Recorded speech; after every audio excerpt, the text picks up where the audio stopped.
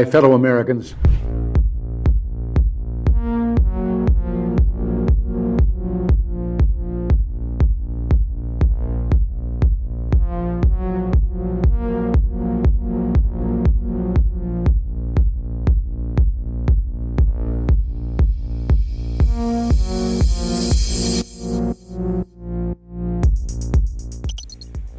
Whatever our hopes may be for the future, for reducing this threat or living with it, there is no escaping either the gravity or the totality of its challenge to our survival and to our security.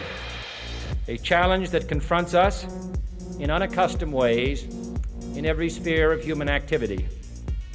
This deadly challenge imposes upon our society two requirements of direct concern, both to the press and to the President. Two requirements that may seem almost contradictory in tone, but which must be reconciled and fulfilled if we are to meet this national peril. I refer first to the need for far greater public information, and second, to the need for far greater official secrecy. The very word secrecy is repugnant in a free and open society, and we are, as a people, inherently and historically opposed to secret societies, to secret oaths, and to secret proceedings. We decided long ago that the dangers of excessive and unwarranted concealment of pertinent facts far outweighed the dangers which are cited. Well, let's have a look at it. It costs $2 billion to become president. They're 25% of the total prisoners in the world. They spend over $800 billion a year on arms, which is more than most of the world put together. They've been at war for 250 years since their state was formed 275 years ago. But they can't afford universal health care. They can't afford the $1.7 trillion debt forgiveness for students. They can't afford a program for the 17 million children that go to bed hungry. Is this a functioning democracy? What's your idea of a democracy?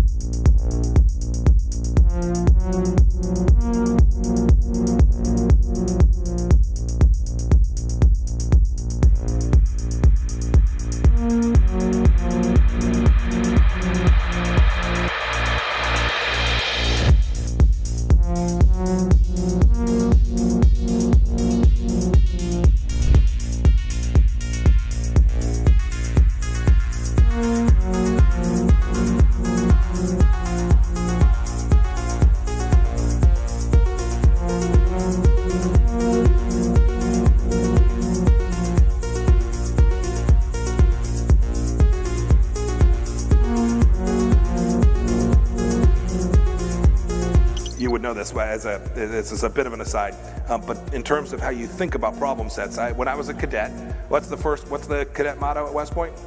You will not lie, cheat, or steal, or tolerate those who do. I was the CI director. We lied, we cheated, we stole.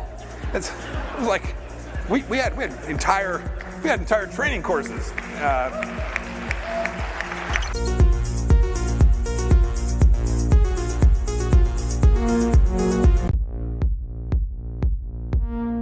My fellow Americans,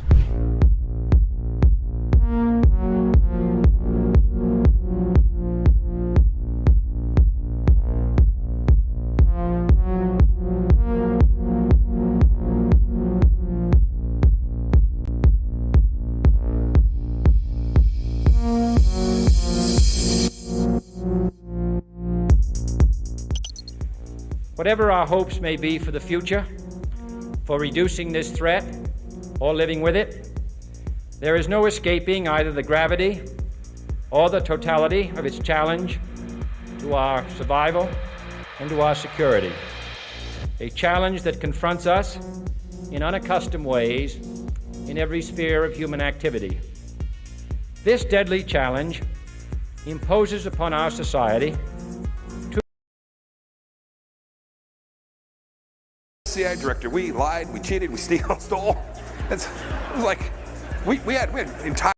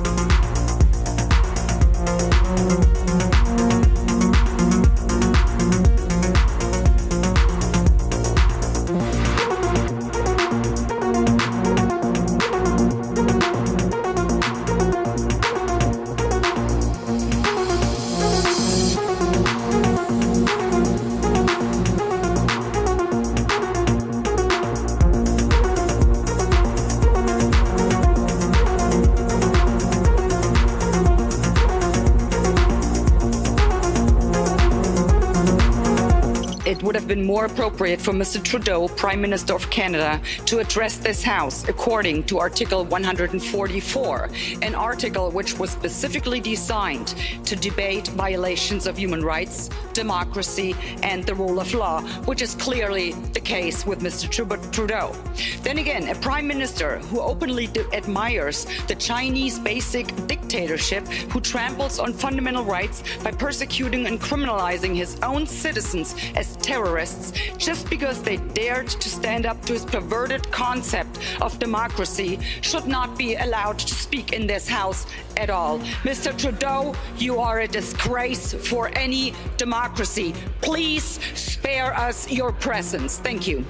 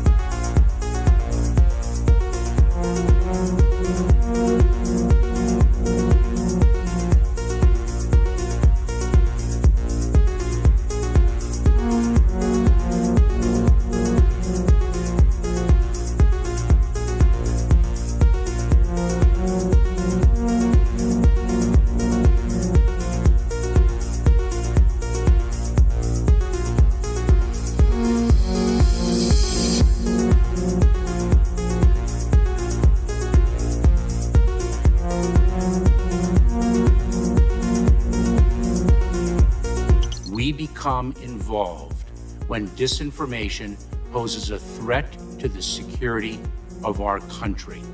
It is when there's a connectivity to a threat to our country. It could be a threat, a connectivity to violence. And what this working group does, is precisely what I would think you would want it to do, which is to take a look at the work, the disinformation work that our department has done and ask the following questions. Do we have policies? Do we have guardrails? Do we have standards? But here's the problem. We can't even agree. We can't even agree what disinformation is. You can't even agree that it was disinformation, that the Russians fed information to the Steele dossier. If you can't agree to that, how are we ever going to come to an agreement on what is disinformation so you can police it on social media? Senator, I have 2 points, if I may finish. Number one, that what this working group does, because it's not an office, what this working group does is ensure that there are guardrails, definitions, standards to make sure that the free speech rights, the civil rights, civil liberties, and privacy rights of individuals So are do not you think COVID disinformation threatens our national security? And number two, if I may, Senator, and number two, is it your proposition that when the cartels spread disinformation with respect to our immigration policies to try to lure vulnerable migrants to our border illegally? I think you've got no idea what disinformation is, and I don't think the government's capable of it. Do you know who the greatest propagator of disinformation in the history of the world is? The U.S. government. Are you familiar with McNamara, the Pentagon Papers? Are you familiar with George W. Bush and the weapons of mass destruction? Are you familiar with Iran-Contra? I mean, think of all the debates and disputes we've had over the last 50 years in our country. We work them out by debating them. We don't work them out by the government being the arbiter. I don't want you to guardrails. I want you to have nothing to do with speech. You think we can't determine, speech by traffickers is disinformation? You think the American people are so stupid they need you to tell them what the truth is? You can't even admit what the truth is with the Steele dossier. I don't trust government to figure out what the truth is. Government is largely disseminating disinformation.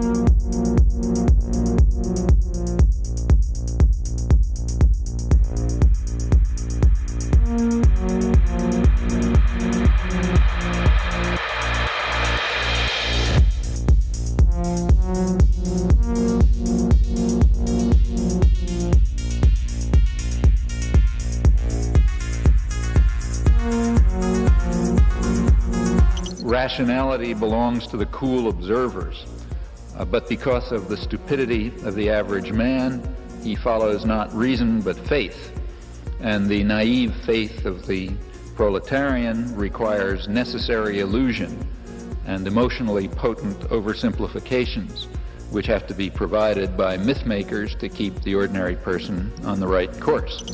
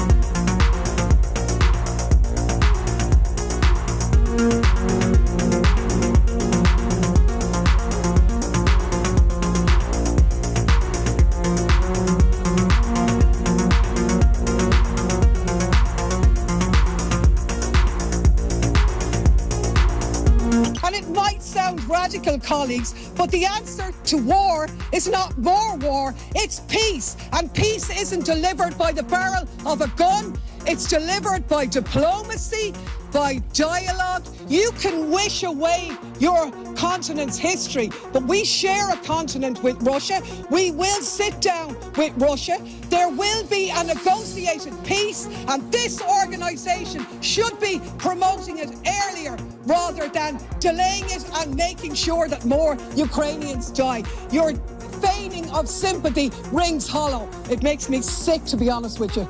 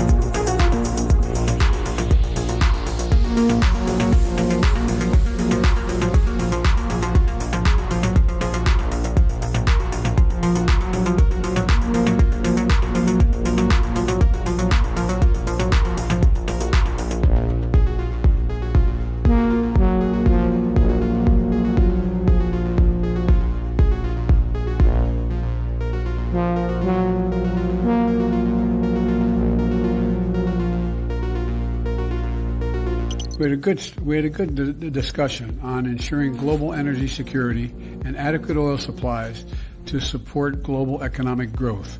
And that will begin shortly. I'm doing all I can to increase the supply for the United States of America, which I expect to happen. The Saudis share that urgency, and based on our discussions today, I expect we'll see further steps in the coming weeks. Are you worried about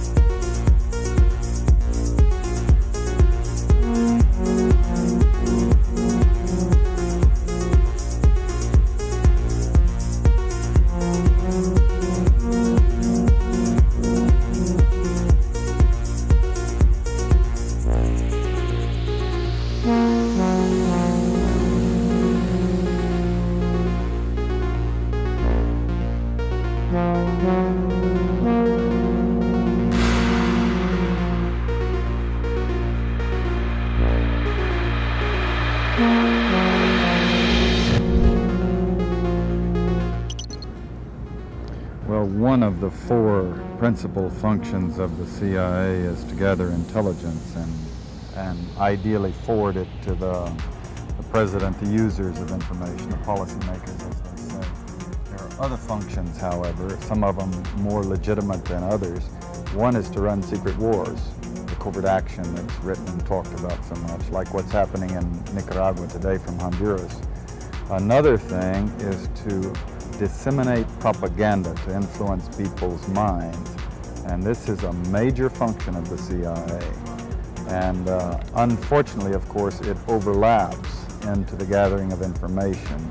You have contact with a journalist, you will give him true stories, you'll get information from him, you'll also give him false stories. For example, in my war, the Angola war that I helped to manage, 1/3 of my staff was propaganda. Ironically, it's called covert action inside the CIA. Outside, that means the violent part. I had propagandists all over the world, principally in London, Kinshasa, and Zambia. We would take stories which we would write and put them in the Zambia Time, and then pull them out and send them to a journalist on our payroll in Europe. But his cover story, you see, would be that he'd gotten them from his stringer in Lusaka, who had gotten them from the Zambia Time. We had the complicity of the government of Zambia, Kenneth Kaunda, if you will, to put these false stories into his newspapers. But after that point, the journalists, Reuters and AFP, the management was not witting of it. Now, our contact man in Europe was, and we pumped just dozens of stories about Cuban atrocities, Cuban rapists. In one case, we had the Cuban rapists caught and tried by the Ovimbundu maidens who had been their victims, and then we ran photographs that made almost every newspaper in the country of the Cubans being executed by the Ovimbundu women who supposedly had been their victims. These were fake photos? Oh, absolutely. We didn't know of one single atrocity committed by the Cubans. It was pure, raw, false propaganda to create an illusion of communists, eating babies for breakfast and that sort of totally false propaganda.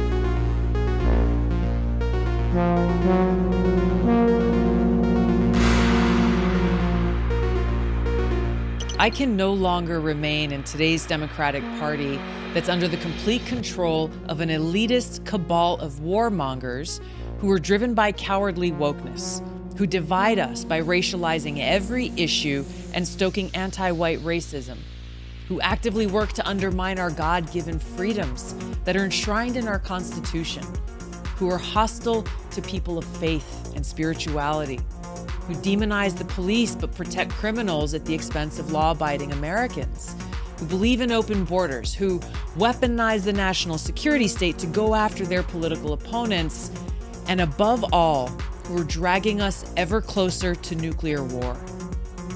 Now, I believe in a government that's of the people, by the people, and for the people. Unfortunately, today's Democratic Party does not. Instead, it stands for a government that is of, by, and for the powerful elite.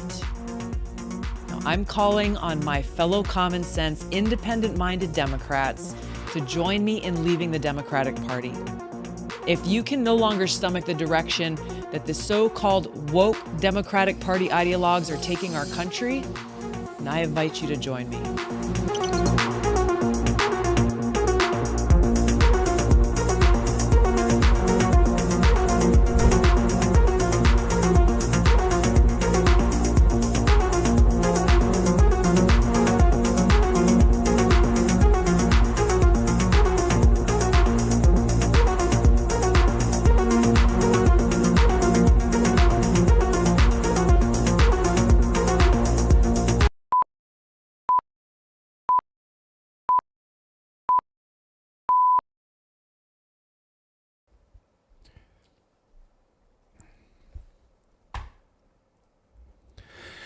Welcome, everyone, to Redacted. I'm Clayton Morris. I'm Natali Morris. So glad to have you here on this Monday. Welcome to the Rebellion. Good to see all of you. Hope you guys had a wonderful weekend. I'm in a good mood. We've got a jam-packed show for you on this Monday. Tons of news to get to here on the show. We're going to talk about the latest President Biden going down to the border, which is just a number of people calling it a dog and pony show. But we'll show you the fallout, the latest on that, and what President Biden actually got to see at the southern border for the first time in his 50-year political career.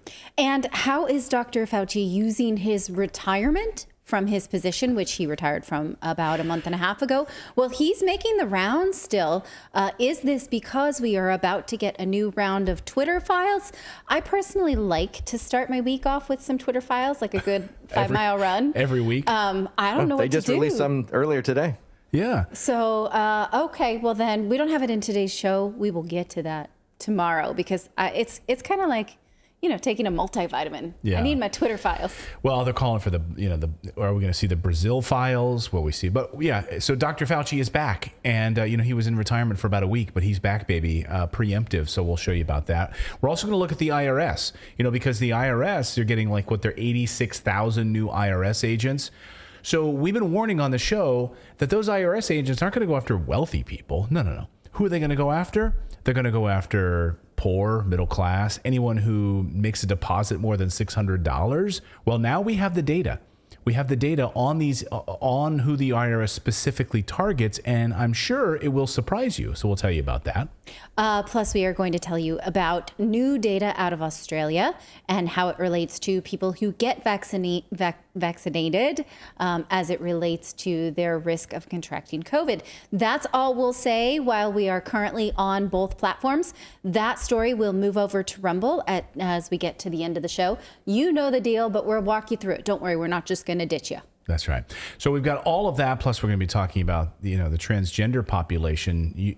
If you watch the mainstream media, you think, wow, transgender, it must be like every person you walk into as you walk through the mall, at the grocery store, everyone must be transgender now, right? Because that's how the media tells you. But wait until you hear the population numbers on all of this. This is the first time that an official census has been conducted.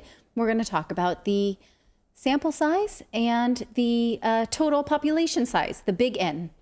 So buckle your seatbelts, wake up grandma, put on some pants. It's time because Redacted starts right now.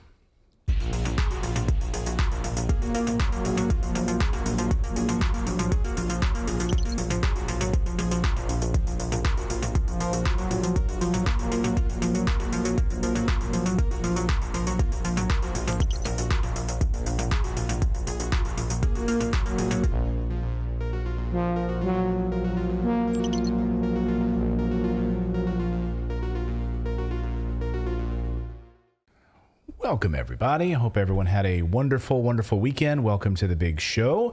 This is Redacted. If you're new here, please consider subscribing. What we do on this show is try to cover the stories the mainstream media will not cover, or we try to cut through the propaganda. We spent many years as mainstream media journalists. I was a news anchor for about, 19, 20 years. Spent the last 10 years at Fox News Channel and then retired to be able to go out on our own and start our own company. Natali was a newspaper reporter and also a news anchor for one of the major networks, and we're married. So we are not brother and sister, No, we're which not brother and somebody sister. posits in the chat like every 5 minutes. They're like, oh, they're a cute brother and sister. Like, Right. we're not brother and sister. We are not. If you were to see us stand up, you would know that because we're a full foot apart. Yeah. And so, but I guess maybe once you've been married for a certain amount of time, you just start to look like each other and the dog, you know? You don't want to look like tropes. you don't want to look like me. Please don't start looking like me. I think people just assume that the mouths that pretty come from the same family. Stop it with this. Shut up right now. Shut up right now. This became this comment that we got about how we had good looking mouths and David won't let it go. It's one of those things where we can't live it down. I know it's like a deliverance thing, like a West Virginia deliverance thing. I don't know. Someone's like, yeah, they have pretty mouths. Like, what the hell? Don't ever say that to me again. I don't want to hear that crap. But thank you. Thank you for that. Hey, we do have a daily newsletter, which again, it's taking the world by storm. Like I was today at the mall, I was doing a little shopping, and I was walking around, and you know how like the senior citizens will do the mall walking in the mornings, like they walk, and a whole bunch of senior citizens were all talking about the Redacted newsletter. And I caught up to them on my mall walk, and I was like catching up. I'm like, are you guys talking about the Redacted newsletter that you find by going to Redacted.inc? And they said, yeah, we are. That's how we start our morning before our mall walk. You know what that sounds Wait like? until VR glasses become more popular. It sounds like in The Muppets Take Manhattan, where there's a whisper campaign where they put Kermit the Frog under the tables in like popular restaurants. And they just whisper things that they want people to talk about. It's like that new Broadway show. Yeah. It's the Kermit Whisper the newsletter. So if you go to redacted.inc, you please sign up. It's totally free. You put in your email address, you'll receive a great newsletter first thing in the morning. And then you too can just be like the senior citizens at the mall, and you'll be in the know. You can hang out with them. You'll say, I read it the first thing in the morning, 5 or 6 great stories where you can be more informed first thing in the morning. Again, redacted.inc is how you can sign up and subscribe. All right, we've got a lot of news to get to here on your Monday. So if you do subscribe to the channel while we're watching live, your name will pop up right here on the big board, and you can welcome to the rebellion. So any new rebels that join can join right here, and your name will pop up here. So, All right, you know how this works now. Ready? That's right. Let's get into it. So President Biden finally visits the southern border. Now, you think, I mean, I've traveled a lot, right? You think being a politician, a senator, a vice president, like you would have at least some point in your career traveled to the southern border or been nearby. No, he hasn't. In 50 years in public service, he's never been there. He's never wanted to visit. So his first time in 50 years of political career. We'll show you this whole charade, this whole dog and pony show in just a second. Well, in 2001, Jen Psaki said he was near there. He drove by it. He drove by it. Okay, really? So Show that's me. the same. Really? Well, so he anyway, was in Arizona not too long ago, and I think you can see the border from there, can't you? Kind of. Like if you look, you can see the mountains that I are think in if you saw Mexico the from where he mountains or something, yeah, you could see it. Anyway, we'll So get to the... technically, I mean... Yeah. So anyway, we'll get to the whole dog and pony show charade here in just a second. But there is a myth I want to tell you about. It's called the Potemkin Village. It dates back to Catherine the Great. Her time in Russia. There is Catherine the Great. The Empress was going to visit Crimea and other cities at the time. The legend goes that the Prince Potemkin freaked out because it was such a hastily called trip that he sprung into action, and he had fake villages created, fake houses, fake churches, like a Hollywood set, like beautiful homes. But like the Three Amigos. Exactly. Yes. Yes, like this, like what you're looking at here on your screen. Oh, you drive by it, man, that looks like a great little city, right? I'm not going to see. So this is like a Potemkin village, like a Hollywood set, right? That's the idea behind it. Now, so that when Catherine the Great drove by on her carriage horse, she would marvel at the beauty of those cities at the time. And look at that giant carriage, by the way. Imagine those horses having to pull that thing like a house, like pulling a house on a sled. I was going to say, that's like a mobile home. Right. Yeah. Well, are those guys sitting on those horses too? They're on the sled, the sled legs, I guess. There's some people on the horses too. So that's how the legend of the Potemkin village from Prince Potemkin, that was how that was born. It didn't actually happen, though. It's been debunked. Prince Potemkin did spend a boatload of money to beautify cities, decorate with flowers and other things like that, fresh coat of paint on different areas to try to impress her, and she was impressed. Well, Potemkin Village is exactly what President Biden just got to see upon his arrival in El Paso, Texas. So reports were from a number of members of the Border Patrol that they were cleaning up mass migrant camps ahead of the visit by President Biden. All these streets where there were all these camps cleaned up. Before his arrival, officials went around, kicked out illegal immigrants, which is arguably what they should have been doing from the beginning. Well, they didn't have a lot of time either, because we couldn't even confirm this trip until the end of last week. So they were rushing around. So this is a lot of people who were moved in a short period of time. My question is, to where, under what conditions? Well, hundreds of them were already sent to Mexico. So, okay, wait a minute. So the president's arriving, and then they took over 200. We at least have one report of over 200 shipped out, rounded up by the Border Patrol and sent back to Mexico because the president was coming. Go ahead, David. Well, I was just going to say, I don't see you being able to move 200 people quickly and efficiently in a nice way. No. And of course, a lot of this stuff was just picked up, thrown out, like all their belongings picked up, cleaned up, thrown out, power washed down, nothing to see here. Even local news found out about his schedule and then reported that the president was skipping areas where where immigrants were sleeping on the streets, illegal immigrants were sleeping on the streets. So the roadmap basically was set to avoid all of those areas. He didn't want to see that. Watch. All of these locations are on the itinerary that we received from the White House. Didn't look like he was going to be headed to downtown El Paso, which is where we had seen many of the migrants who had been living on the streets of Segundo Barrio. Yeah, so they weren't even going to go by those areas. The clock started ticking, though, the moment he landed in El Paso. He stopped in El Paso for about 3 hours, a really short period of time. Governor Abbott then met with him at the airport and handed him a letter. So here he was meeting Governor Greg Abbott at the airport, and then he pulls out a piece of paper and serves him with papers. Here are your papers, Mr. President. I want you to read this. And I'll look at it a little bit later. So what did it say? Well, it was actually a long letter. Here, Governor Abbott explains exactly what he handed to the president. Listen. So, listen. The president who caused the chaos of the border needed to be here. It just so happens he's 2 years and about $20 billion too late. He needs to step up and take swift action, including reimbursing the state of Texas for the money that we spent, but providing more resources for the federal government to do its job. Also, this is nothing but for show unless it begins to enforce the immigration laws already that exist in the United States of America that are contained in the letter that are provided to the president today. What did he say to you? What did the president say to you? He said he wanted to work with us on it. So he was pretty cordial. So what did the letter actually say? So here we have a copy of the letter that he handed to the president.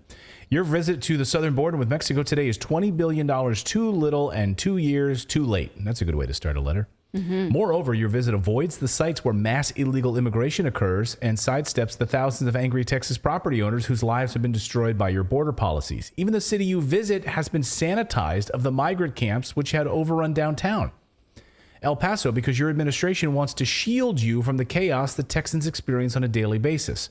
The chaos is the direct result of your failure to enforce the immigration laws that Congress enacted.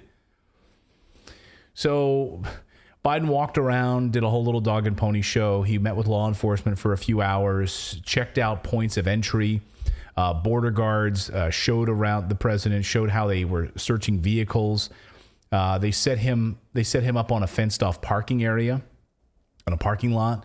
They showed a pretend version of what they do. Watch this. So this is amazing. Listen to CNN describe it as a show and tell operation, like my first grader might do in school. Watch this. This is all fake. Of the president there, it looks like he's getting a little bit of a show and tell there from border officials, they appear to be demonstrating what looks like, a typical search of a car that might come across the border, and what law enforcement officials are doing there to keep the flow of drugs coming into this country from Mexico to a bare minimum. And so the president, they're doing that. Let's turn now for some perspective on this. Joining me now, Democratic strategist James Carville, former Republican. Oh, and then you take the suitcase out there. That's good. Yeah. And then you walk around with the dog. I mean, they did choose a very likable breed, and so everybody likes a golden lab. This is the kind of garbage, but like a dog and pony show, like he's getting a little show and tell. So we've totally sanitized everything here for the president. So he's not going to actually see what actually unfolded. He's not going to a lot of the different points of entry where illegal immigrants are coming across the border. Yeah. He went to a parking lot and had a fenced in experience. Who built that fence? Trump. Yeah. Well, Interesting. That was a separate section, but then he also had. That he said he would tear down right away? Yeah. Okay, cool. Any mention of that? No mention of that. Okay. But of course, this has all been planned, right? This is the joke is the reason he hasn't been there in 50 years is because, this has been part of the plan while he was vice president and beyond. This is all part of the immigration plan to flood the United States with, millions of illegal immigrants. If you're a border patrol agent, though, so the border patrol is trying to get him access and everything as quickly as possible and efficiently as possible. If they're actually needing the money and everything, then why would they be complicit with hiding everything? Like, are there some border agents that are pro-Biden that are willing to hide things and some that aren't? Is there a battle there? Or why were they so complicit with hiding it if they need funds and they need things? I would love to know who did the sanitizing, the cleaning. I don't know that that's the border patrol, the CBP. Or the state of Texas, because it doesn't seem like Greg Abbott would have authorized the funds out of state coffers to do this. To go and sanitize and we got it. And then, accuse the administration of doing it. Right. Maybe I'm giving him a lot of credit, but at the same time, I don't, why write a scathing letter about how you didn't see things? It was all cleaned up by your administration. If he did So it seems as though the feds come in and sweep the area and set the agenda of here, this is what's going to happen, and you better look good on camera or you're out of here or something. Because I just can't see them complying with everything as bad as they're saying it is down there. There's no way. He didn't go. Yeah. Can you imagine the president walking along the street next to just people sleeping on the street? That's not a visual that the White House is ever going to want, right? Nor are they going to send him to one of those facilities that are overrun. Right, we saw the Congressman Tony Gonzalez shared when he went into the processing centers where they had thousands of people just sleeping on the floor, and the disaster that unfolded there. They're not going to send the president there. They're not going to have any optics where he's next to an illegal immigrant. None of the optics, none of the visuals, none of the cameras were there. From a security standpoint, there is no way to secure something like that when there are mounds of sleeping bags. You can't. Right. Well, that's why they kept him. That's again why this is just a joke, right? Because, they keep him in this fenced-in parking lot. So he goes to one of the law enforcement centers, and he's in a parking lot doing a little dog routine in the trunk of a car. I'm at the border. No, you're not. No, you're not. Maybe you should go where the actual problems are, and you can actually see the points of entry. President Trump was slammed, mocked, mercilessly by the left for going down the border all the time. Mm-hmm. And he would go along the border. He would meet with property owners and stuff. So whatever you think about Trump, he was down there a lot. Yes. And was constantly meeting with different border at points of entry, talking to the Border Patrol about how they're getting across and trying to really understand all of that. Well, but if it also seems. Sorry, go ahead, Natalie.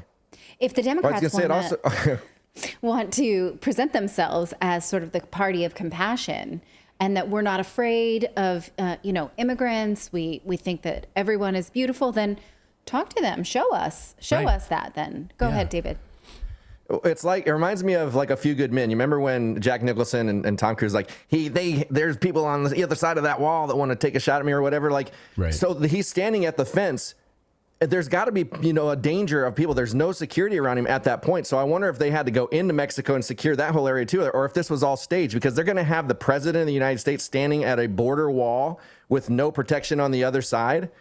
You know, like the whole thing is none of it makes sense. Well, and that's the thing about the whole, again, any of these, and I've covered the presidential events where I've been there, and they do the sweep like 2 weeks ahead of time, and they come back, they're doing it hours ahead of time, days ahead of time. Yeah. They have people up on the building, snipers everywhere. Like, this isn't like a hastily called thing. The fact that they had the map mapped out, that the governor even knew the direction and cities he was going, again, just all a charade. But again, well, and that's why, like, my point is, like, CNN, you know that they've been responsible for doing fake coverage. It's like my brain goes to, they probably built that little fence area in the middle of the desert in a surrounded area, protected area, and it weren't even Border Patrol agents, because I just don't understand how Border Patrol agents wouldn't be trying to get the funding and things that they need and be more adamant about that stuff. It just, none of it makes sense. It just seems like a PR stunt is 100% all it is. Well, we heard from another Border Patrol agents who said, like, it's just demoralizing. Like, it's just demoralizing. That, Yes.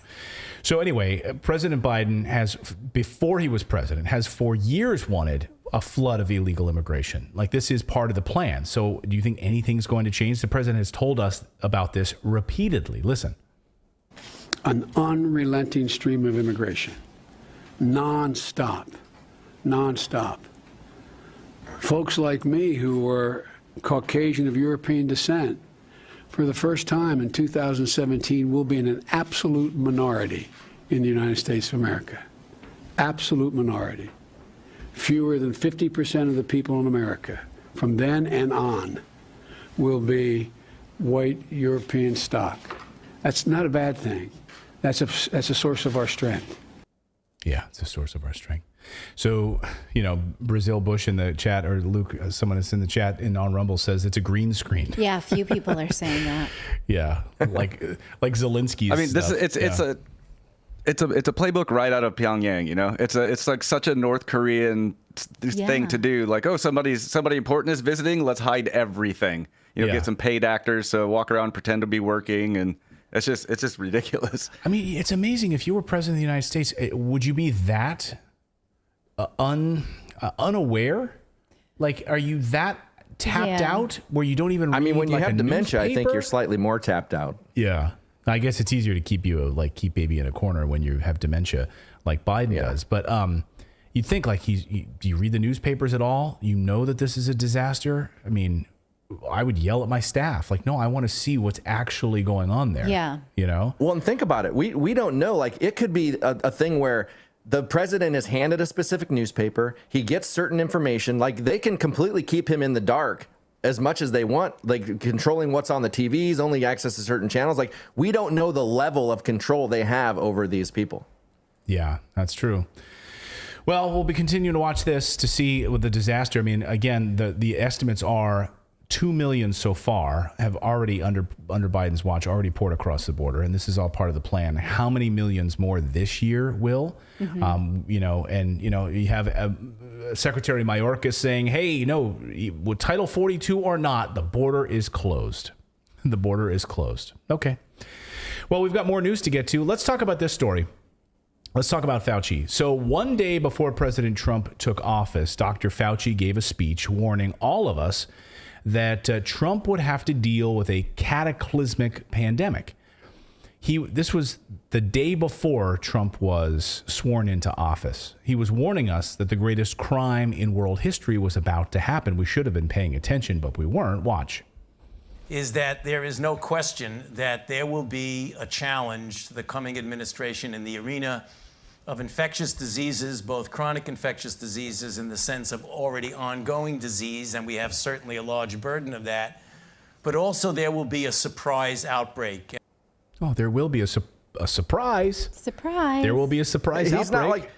He's not like saying some data shows that this is possible. Some data concludes that we may see this. It seems highly likely. No, he says will. And you see it in his face. Like, that's a guy that knows, like, this is about to happen, right? He's like convicted. Like, this will happen. Yeah, this is going to happen. Confidently. So he knew what was about to come, right? After all the funding that he provided in Wuhan, like, he knew about all of this. He tried to cover it up, lie about it, lied to Congress about it, if you remember this. I don't know how many times I can say it, Madam Chair. We did not fund gain-of-function research to be conducted in the Wuhan Institute of Virology. Oh, yeah. That was a lie, right? because when we walked it back, we knew exactly what happened. There was funding of that, and had to walk that back. Well, Twitter is about to drop the Fauci Files, right? And that's why the mainstream media is helping to mount a Fauci charm offensive. Look, he's been retired for a week. His last day on the office was what? December 30th, right? December 30th was his last day. So he's been gone for 7 days, and he's already back on television. He's already back. CBS drags him out to do a whole big interview with him ahead of the release of the Fauci Files. And the whole thing was like a tee up for him to make him look good, help him out as much as possible. Fauci is out trying to discredit the Fauci Files before they're even released. So here he is answering, like, what does Elon Musk have on you on CBS? Watch. Another headline I saw this week. Elon Musk says he'll release Fauci Files on Twitter this week. That story published January 3rd. We are recording this, let me double check my watch, January 5th. What are your concerns, if any, about the Fauci Files on Twitter? Well, A, no concerns, and B, I have no idea what he's talking about.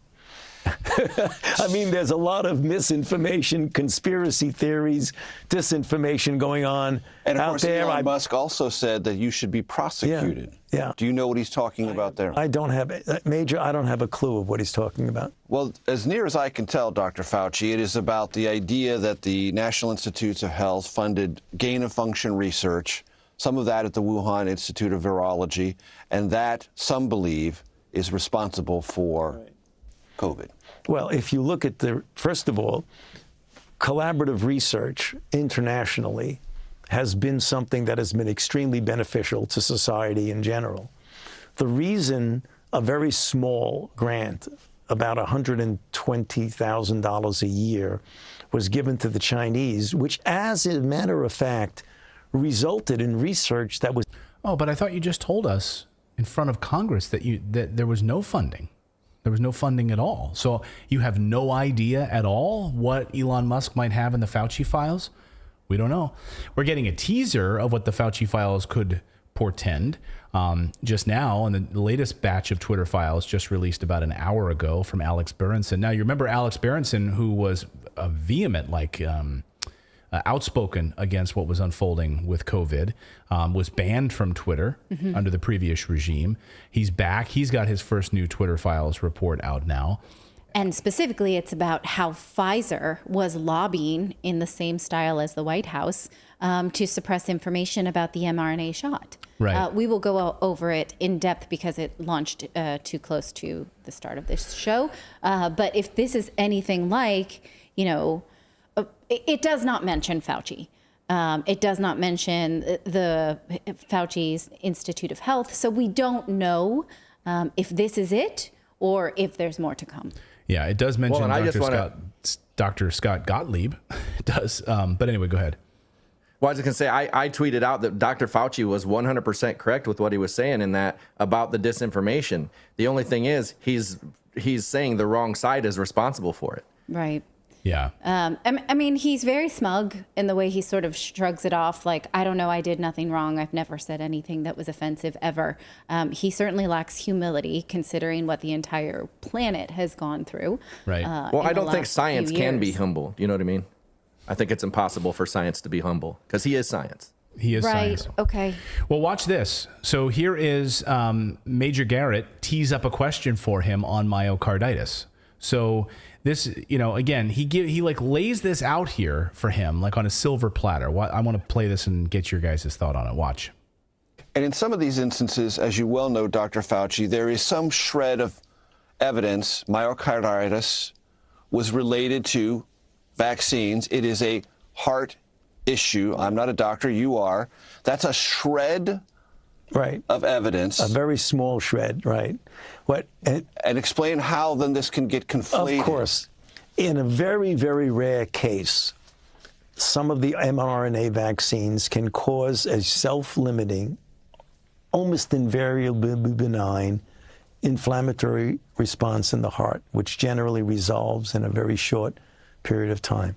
It is very, very rare.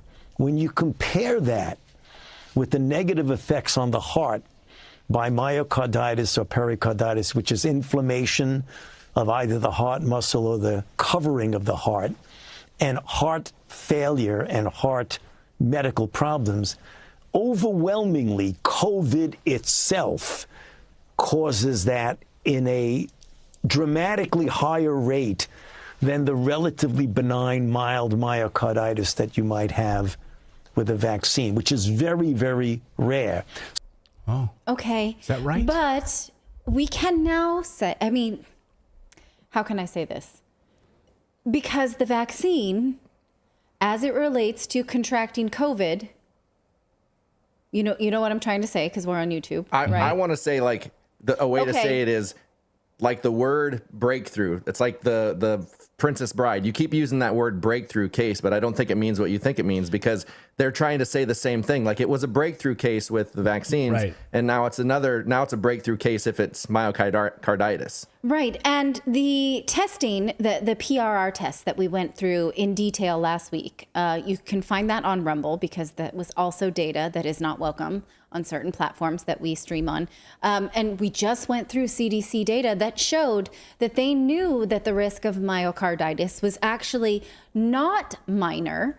It had a ratio that we go over, that they were looking for anything. Why are you doing this? You don't want me to say these things? No, I do. I'm just going to say, but yes, I'm pointing to what's Dr. Peter McCullough in this next thing. If you want to go to it, you can. No, you go to it. Sorry. So,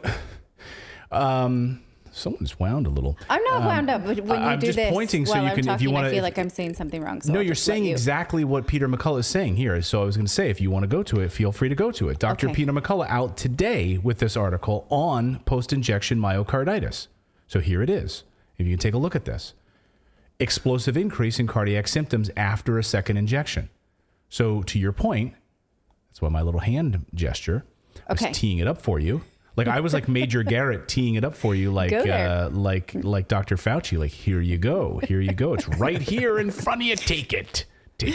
It was like, well, just as a quick aside, I have to say I love the fact that when somebody's in the background doing hand gestures and the other person is like, I don't understand your secret hand gestures. Like, okay. I cannot play it cool. Like, it's not something, it's not something you're supposed to yell out.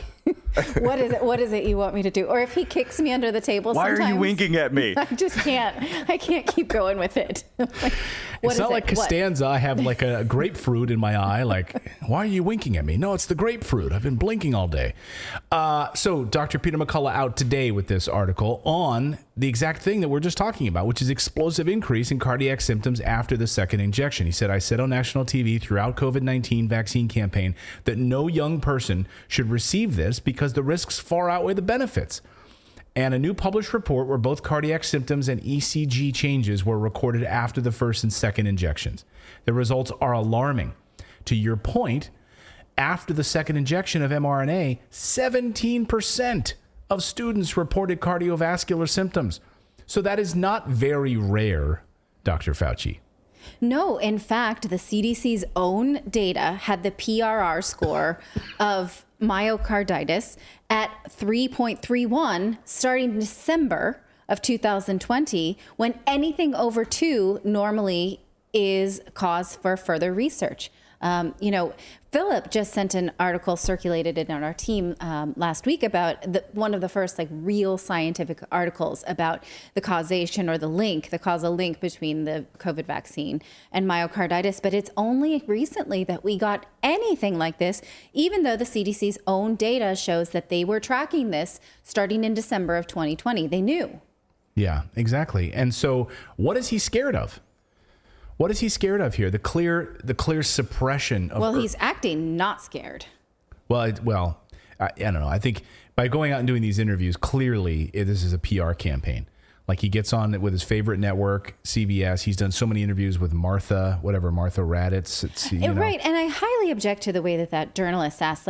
There seems to be a tiny shred, that's what I'm saying. He's laying it out on a platform about myocarditis. Well, you can read up on it too. He's like, I'm not a doctor, so I'm not going to do any journalistic digging here. Right. people are saying it like it's blowing in the wind. Right. You know, you can't give him some hard data to react to. No. Such as the one that we read that's all publicly available for all of us. I watched the whole hour-long interview, and a lot of people in the chat are saying, like, please, I could never watch an hour of that little squeaky monkey. But I did, and it was awful. And Major Garrett, like, he spends like this first 1 minute of the interview. He's like, you know, Doc, I got to say, I was watching the NFL game, the Buffalo Bills game, and I just, you know, sometimes, and then I just jumped over to Twitter to see what conspiracy theories would unfold right after he falls flat on the field. And it was only about 20 minutes or so before I started seeing all of the misinformation flowing in, basically on What? on We vaccine. don't have any information. Right. We do not have information about that person's health. Right. So he was walking in there with his bias, teeing it up for Fauci. Here's my bias on this. Like, how do you handle all of this misinformation? You're such a god. You're such an amazing person. Must be really hard to be you. So we knew in January that the Biden administration was actively trying to silence people on social media. Anyone who, this was before we even knew about the pandemic. And this was January, a month and a half to 2 months before we even had widespread panic about it. We knew that there was clear suppression of early treatments had already been proven to work. Those were being suppressed by the Biden administration. So maybe that's what he's scared of. The communication between the Biden administration, we saw a report today that the Biden administration was actively trying to silence Tucker Carlson for his aversion to the vaccines and talking about that early on. So the Biden administration was actively trying to censor Tucker Carlson on Facebook and block Facebook posts from his show. So this is, again, what will we see in these Fauci files? It's hard to say. We will be watching for them. We just got a super chat that says we shouldn't fight over Fauci. Like, this should not be the reason we have marital discord. Can you imagine people like, why'd you get a divorce? Fauci. Well, what? How did you get a divorce? Fauci. Oh, Can I want to bring something up. I've been very active on Twitter since all this has been going down, and I saw an ad from HHS.gov. And it says, even if your COVID symptoms are mild, talk to a doctor about treatment. We can do this. Get to the doctor. And it's the CDC. And I tweeted out, how much of our money is the U.S. government spending to be the marketing arm of Big Pharma? And I asked Elon Musk, maybe we should do a poll and see how many of us want to fund propaganda. Because it's like they're spending our money to keep advertising this, saying the opposite of what all the data is showing. Mm-hmm.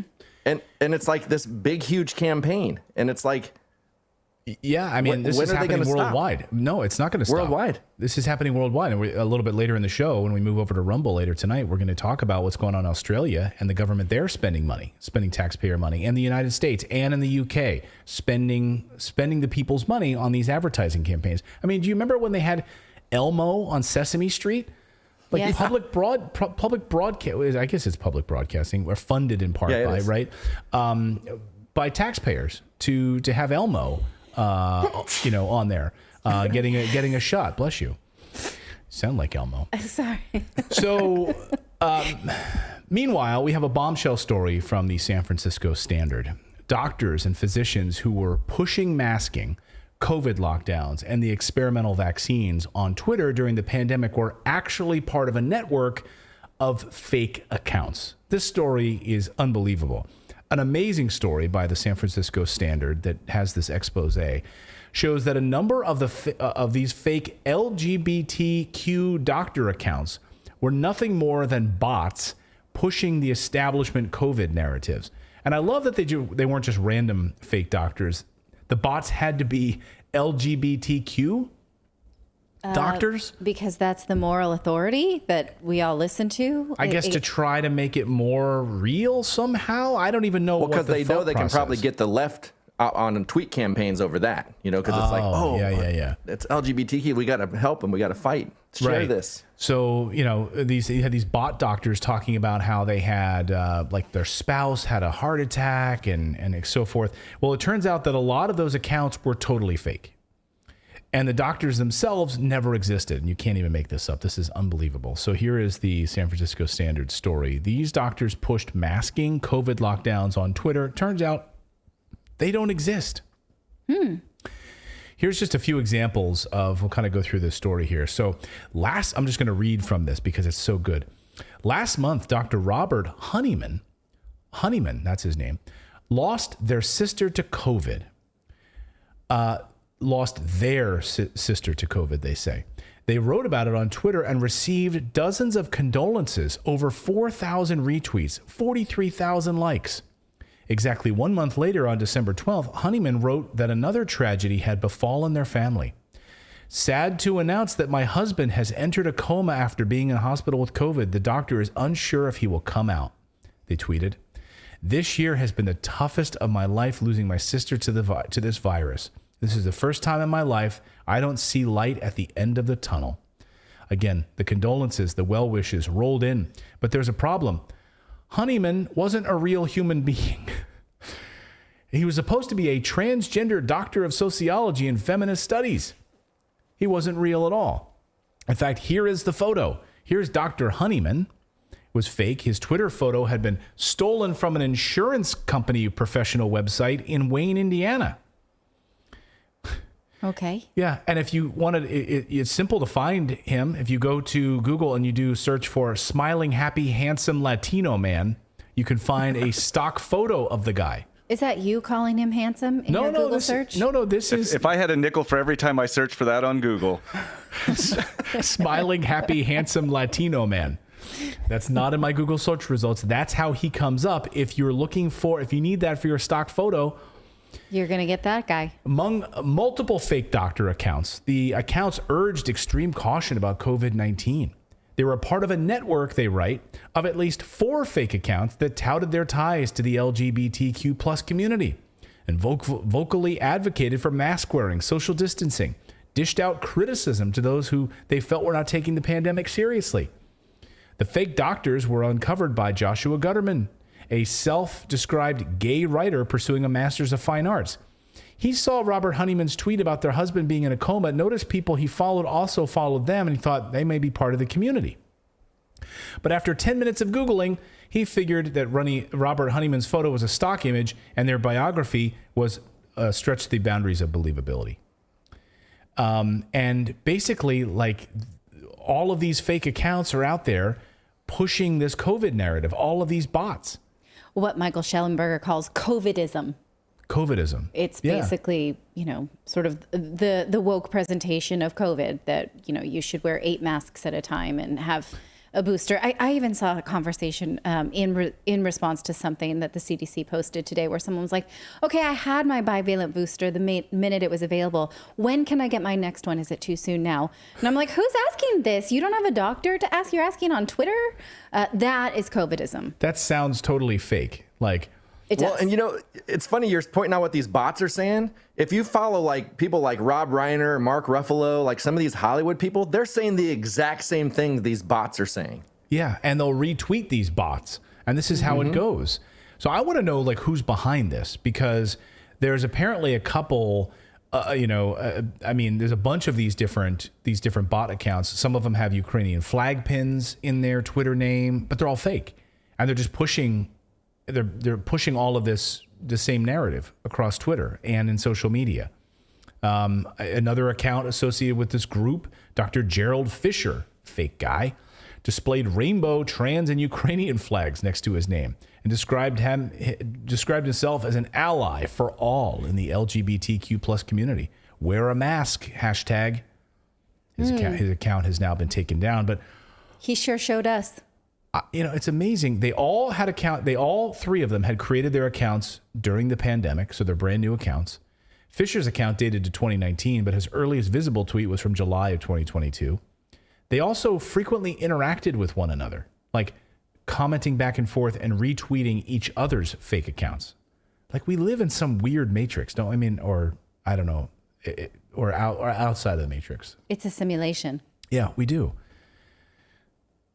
I don't know. You guys have any more thoughts on this? I mean, it's strange because, well, it's in the same timeline of some of the Department of Defense fake foreign accounts that we know now that the U.S. government uses to sow discord in other countries.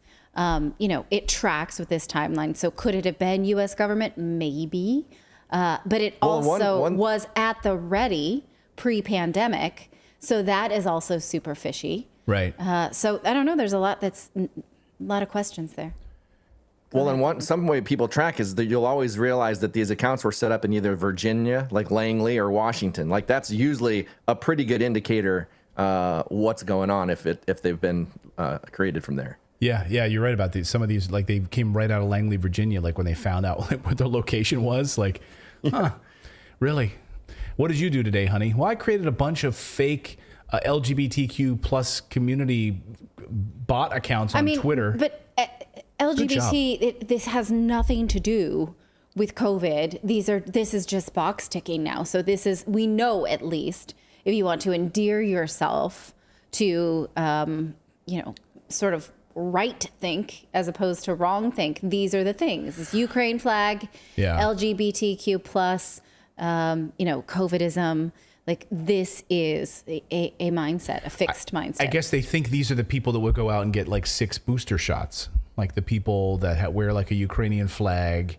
They have multiple hashtags in their bio. But what does it do for someone who might start to ask questions about the COVID narrative? And then you see someone that you think, well, an LGBTQ plus doctor knows what's going on. Plus, I'm super empathetic to this archetype because of the climate of the world right now. So you know what? I'm going to take those questions and just put them in my back pocket for now. Right. Well, and I think also if you think about like now, Twitter now, where the conservatives are coming back, think about Twitter during this time. It was far left. It was more left. So they were getting the retweets and stuff. So that became the conversation. So the media would pick it up saying these narratives because these seem to be the predominant narratives on the platform at the time. Yeah. There was no counter narrative. Mean Raccoon in our Rumble chat says the accounts are Langley cadets earning CIA credits. Mm. Yeah. Well, you know what? They probably also, I would have to just, knowing what it takes to manage social media, they've probably got some kind of system that's tied to these platforms that lets them create multiple accounts in mass and then just like program them to send out certain things at certain times. They've probably got some intricate system that does this for them. There's no way that this is like one person, sitting in Langley at their office, like setting this up. I wouldn't think. Storyboarding someone's life. Yeah. Although exactly. That is what the Graphica, the Graphica report said that the CIA and the Central Intelligence did actually do, was storyboard people and sort of do a little, sowing discord against the regime. And also, here's a recipe for tabbouleh or what have you, right? And so they were in fact trying to create a holistic person that never existed. Well, and I don't know if you guys have seen the technology with AI right now, but I've been messing a lot with like Midjourney and this new AI technology. You can actually go in and create a person that doesn't exist so easily now that looks real. Yeah. Yeah, it's crazy. Yeah, and so these profile images and stuff, they're going to be like, oh, we can't be using stock photos anymore. Now we can create our own. So just know that like as this AI technology advances, the government will be using it and getting more access than we do. I have plans to use it so I can take a day off. So you might be hosting the show. You might with not your even clone? know. With my clone. You might not even know. Okay. Probably will not be as sharp and as or funny. It could just it'll just be me. So it'll be Clayton's face, and the mouth will be moving, but it'll sound an awful lot like me. Welcome to Redacted. I'm Clayton Morris. Like Max Headroom. Excellent. And now for something completely different. Well, we've got more news to get to here on the show. We're going to talk about the IRS agents and who they're specifically targeting. This is the first order of business under Kevin McCarthy's new Congress is to get rid of and defund the IRS. Democrats want to defund the police. Republicans hopefully want to defund the IRS. We'll see if that actually happens. We're also going to talk about Australia's COVID numbers and the transgender population census data. All of that coming up. But first, let's tell you about our friends over at Nugenix, because if you feel like it's harder to get in shape, especially the beginning of the year, you've gotten motivated. You're like, oh my God, I need to lose some weight. I need to get back into the gym routine. I need to lift some weights again to start building up that testosterone in my body.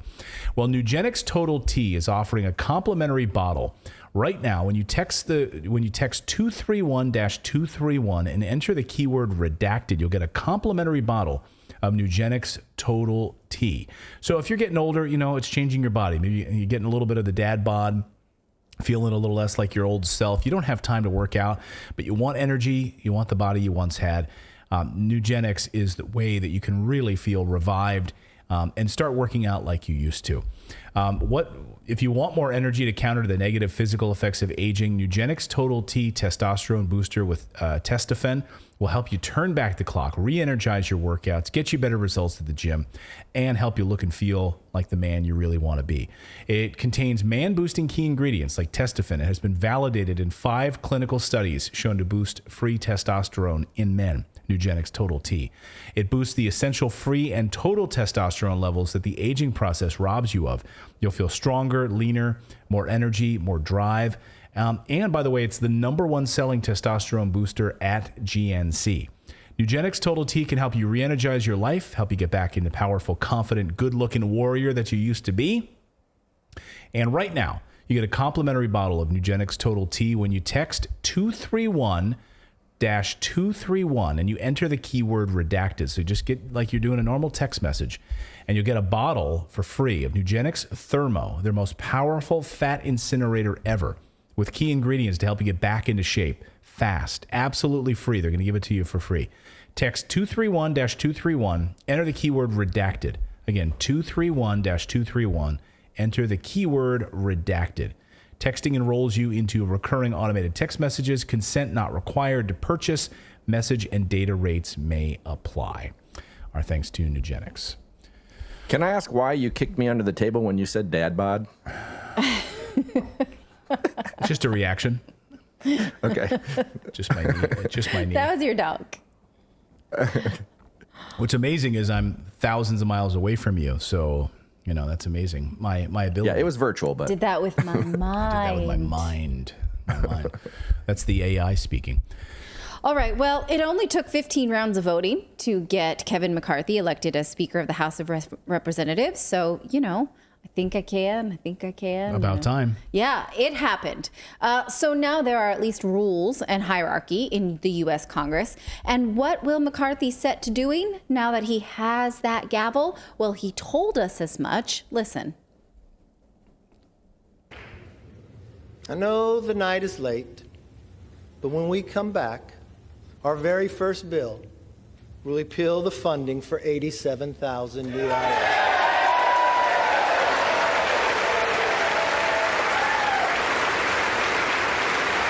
Democrats aren't clapping. No. They're asleep. 87,000 IRS agents. You see, we believe government should be to help you, not go after you. All right. But Ukraine needs that money. Right. Well, That's what the Democrats are thinking. Yeah. This is part of the Inflation Reduction Act, which was passed last August, and it was included in the $1.7 trillion for expansion of the IRS. Now, it's funny you see Republicans sort of jumping to their feet in applause because 27 of them actually voted for the omnibus spending package in late December, where much of this money was approved. Still, this is the party line. Right, that this is unnecessary. The IRS should not be beefed up. We don't need this to go after regular people.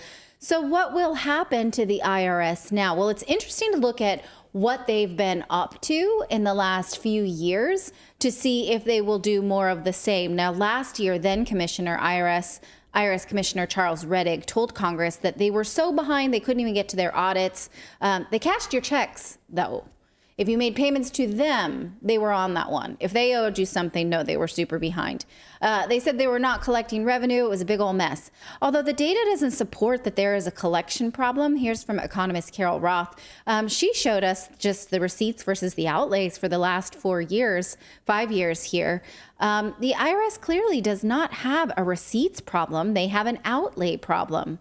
And in fact, when they talk about the percentages of collection, it's usually a very low percentage of non-compliant or non-collected payments. So maybe, I don't know, maybe this means they'll have less to spend on guns. We showed you this calculation back in August from Zero Hedge that told us that the IRS has stockpiled 4,500 guns and 5 million rounds of ammunition in recent years, including 621 shotguns, 539 long barrel rifles, and 15 submachine guns. Why do, people who work with calculators and spreadsheets need that? I leave that to you. Yeah, they don't. But also, this means that the IRS will, if this passes, which is a big if, right? So we're not standing up and cheering that this is happening. It has to get through Congress. Who knows? But this means the IRS will have fewer resources to go after you, the little guy.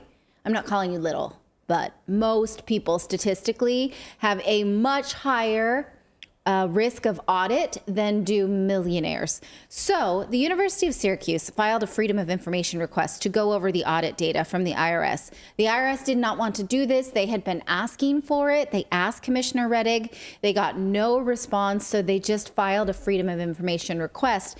Here's what they showed. The taxpayer class with unbelievably high audit rates, 5.5 times virtually everyone else, were low-income wage earners taking the earned income tax credit. The credit is provided to offset the taxes for the lowest wage earners in the country.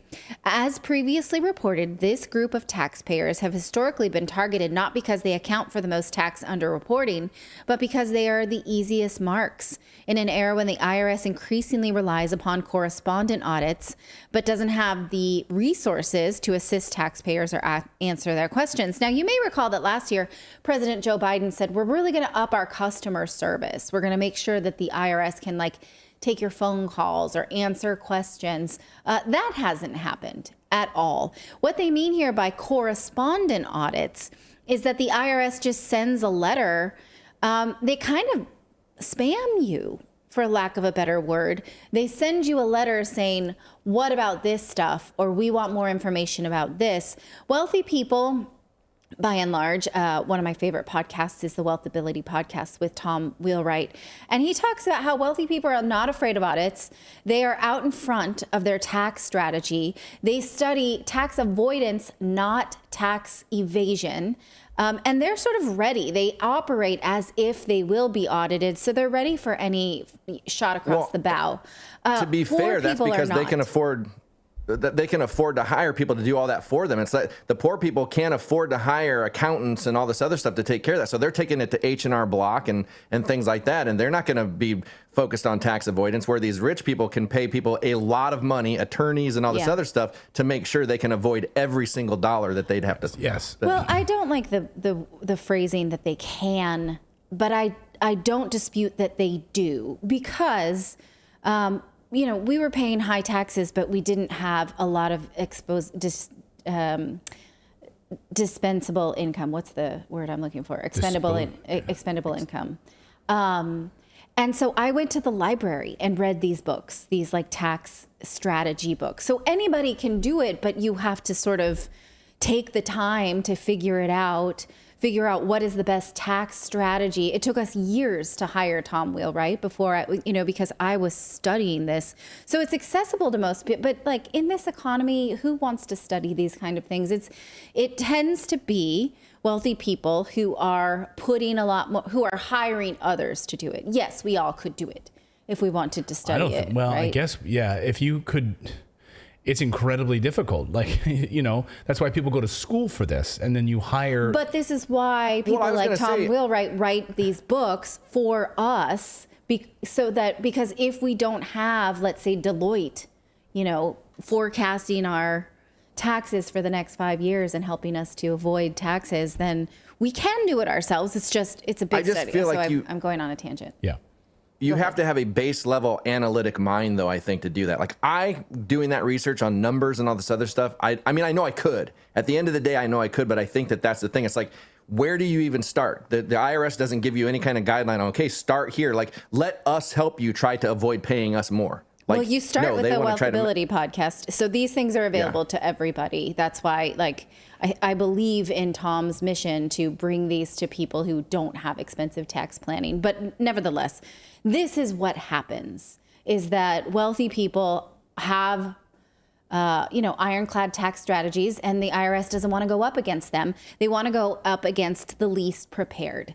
And so they will do these correspondent audits by just sending out mailers, and the poorest among us will get scared and just either try and come up with the money, or, they can bully them into getting more out of them.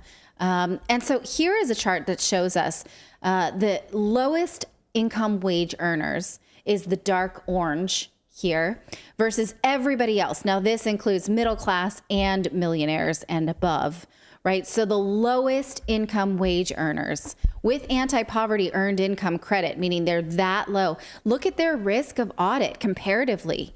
Like they said in this, it's over 5 times as high. So you're way more likely to get audited if you're low income than any other group. So this line we get from politicians that we want more millionaires to pay up their fair share, that's total BS. Although this study did show that millionaires were slightly more likely to get correspondent audits, up 2.8% from the previous year. And what's so frustrating about it is when you have these audits, again, to David's point, you're not going to fight, you're going to say, pay this penalty, because they're not going to go and hire a lawyer to try to fight a $1,500 penalty or some $1,700 penalty. They're just they're going to suck it up, and they're going to have to pay for it. And I think that's largely why they go after these people. They go after them because they know there's not going to be a fight. I mean, I think that $1,500 would probably be the non-payable. Like, if you're that low income, you can't just soak it up. But there's a threshold that they'll ask you for maybe a couple hundred here or there.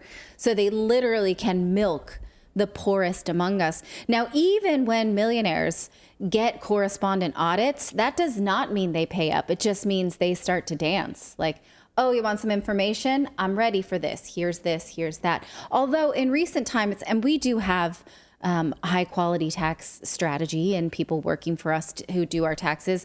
And even they say there was something, our most recent tax payment was misapplied, and then we had to correspond with the IRS, and they're like, I won't get them on the phone. Like, we can send letters and they will respond to letters, but even the best of us, they just said, it's not going to happen. No, because we've waited hours on the phone trying to get them on the phone. And you just can't. What they do now is they hang up on you. And they hired thousands upon. So they hire 87,000 IRS agents to come after you, but they don't hire phone staff or support to help you. Right. Like, they'll go after you, but they won't help you.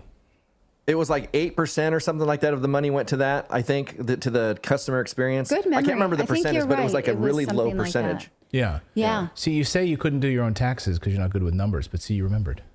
Yes. Well, I mean, you could. memory is different.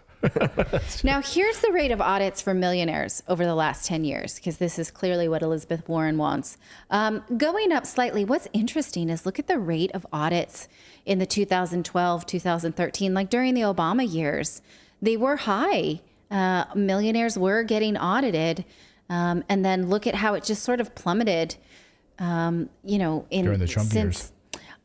I wouldn't even call that during the Trump year. I guess it starts to precipitously fall during the Trump years, and then slowly make its way back up. So, I mean, this chart clearly shows you that it's a partisan issue. Yeah. I mean, the trend line was already going down even under Obama. That 2015 was a blip on that radar, but you could definitely see the trend line going down under Obama already from 2012 down, and then 2015 was a blip year for whatever reason. But the trend line was already going down, regardless of who was president. Yeah.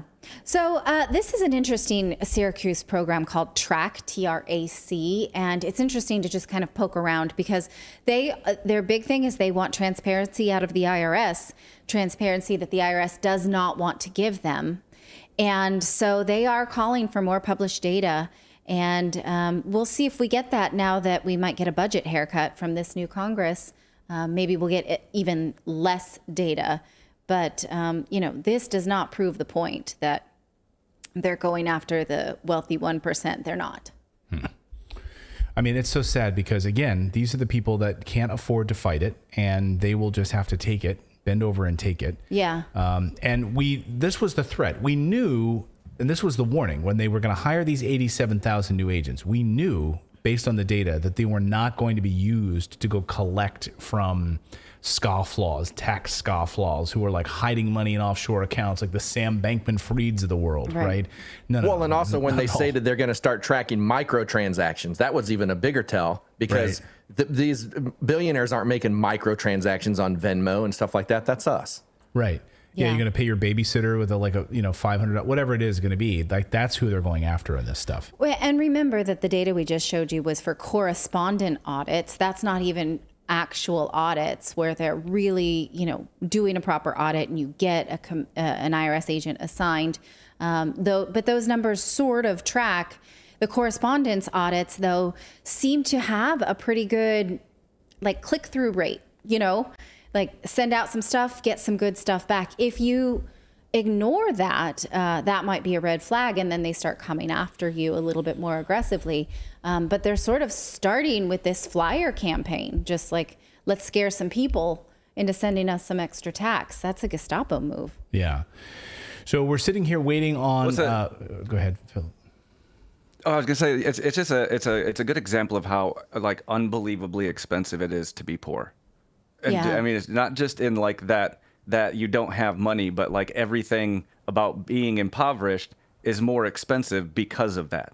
And so now it's those are the people they want to go after.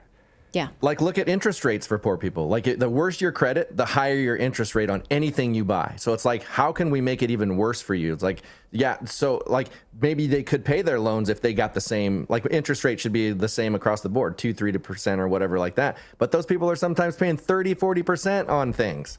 Yeah. And when you understand that it's about control, right? And when you understand that when the government can have you under their boot and controlling you, then you're compliant, right? They can give you a bank account. They can roll out a blockchain. They can roll out their own digital currency. They can dole out money to you on your credit card. Yeah. That you have your social credit score, so they know how much you're traveling. All of this is related to that.